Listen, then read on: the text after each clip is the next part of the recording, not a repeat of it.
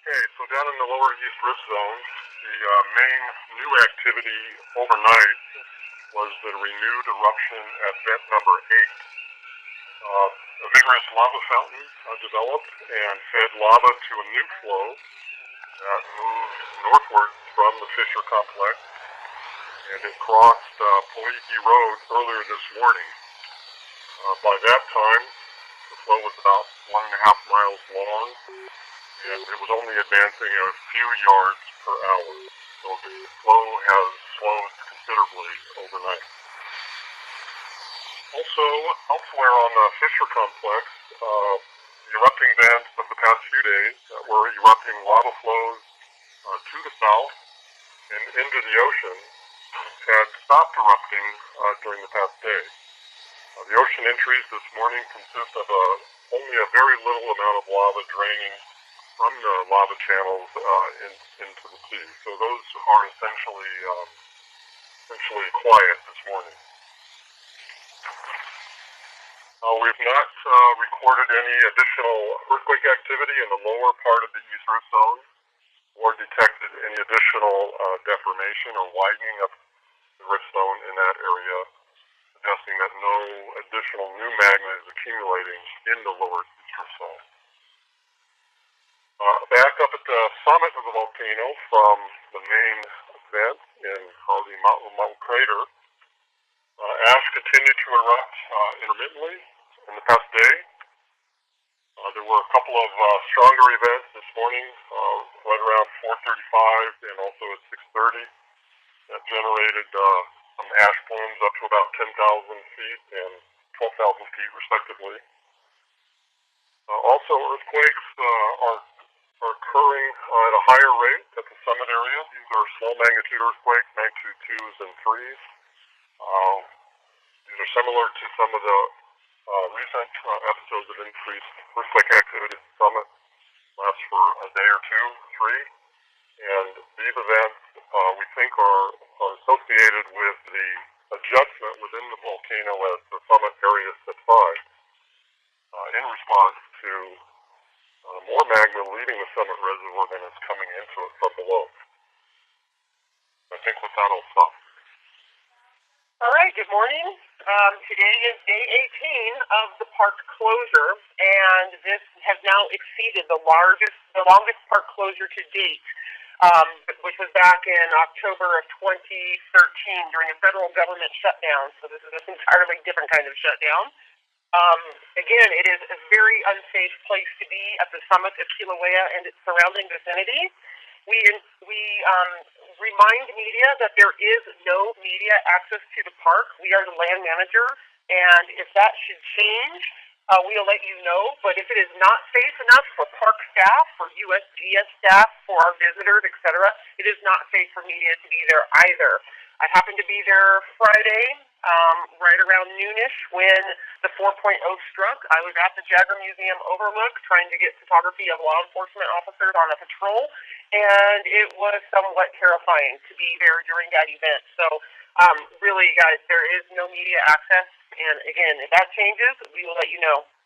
The Kahuku unit does remain open 5 days a week, Wednesday through Sunday, but it has been impacted negatively by ashfall and air quality, so keep that in mind if you were talking about Kahuku unit in your outreach. I would appreciate that.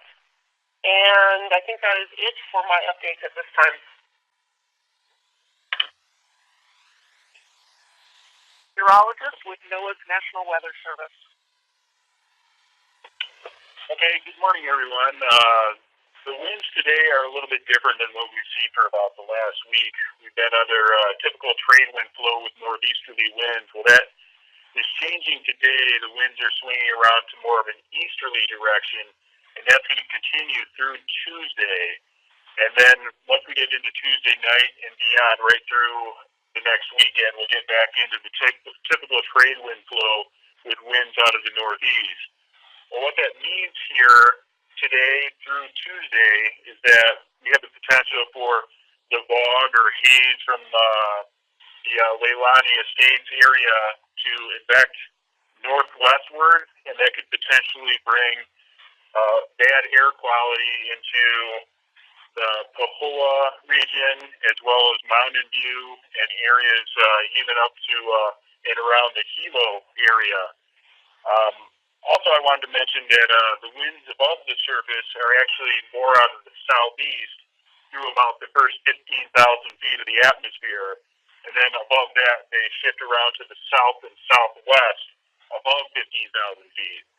So what that means is that there's the potential, if there's a large enough eruption at Halemaumau, that there could be some ash that could spread onto Highway 11. And one other thing I wanted to mention, too, is we're seeing some scattered showers move through the Leilani Estates area here today. We're expecting more rainfall with heavier and more frequent showers to move in tonight and Tuesday, and that might act to reduce the emissions moving northwestward into the Hilo area as the water absorbs those emissions. That's all I have. All right, Mr. Brantley, you mentioned that there have been little to no earthquakes in the lower east rift zone and that it's indicative of no new magma intrusion. Would that be in any way indicative of the volume of magma that's available to feed an ongoing eruption, or does that signify that perhaps this could be short-lived because there is no new magma movement in there? Affiliation? KWXX B97 KPUA radio. Thank you. The lack of additional earthquake activity further down the rift and the absence of additional widening across the whole rift section down there simply means that magma is no longer accumulating there as a larger volume. But clearly, magma is still moving from the upper part of the rift zone into the lower east rift zone and erupting at the surface. So it just only points out that there's not an additional intrusion or an accumulation of magma to what's already been in place in early May. Okay, thank you. Hi there. I was wondering whose drone helped guide a resident trapped by lava out last night, and how was that UAS used? The lava flow that moved through Leilani Estates last evening was tracked by a team of pilots using drones from both the U.S. Geological Survey and the Interior Department's Office of Aviation Services. This team has been here for the past week or two to help track a variety of things, both at the summit and down in the lower east rift zone for the U.S. Geological Survey, but primarily for the Hawaii County Civil Defense Emergency Operations Center. The Puna geothermal plant, are there any more lava flows there, or have they ceased? Anyone who can answer that, please. It's my understanding that the flows that were encroaching upon PGV have slowed or stopped. For more specific information about PGV property, I suggest that you call the Hawaii County's Emergency Operations Center.